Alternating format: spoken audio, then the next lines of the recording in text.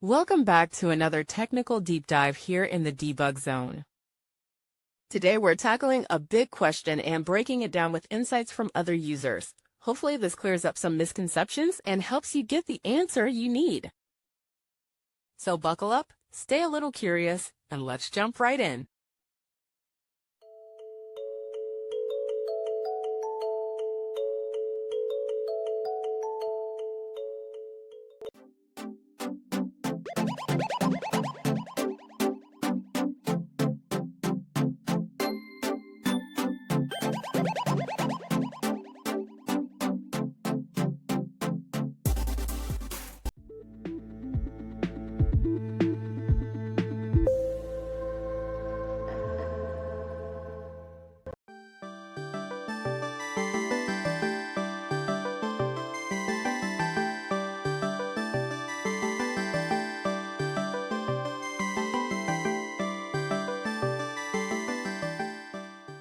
And that's a wrap.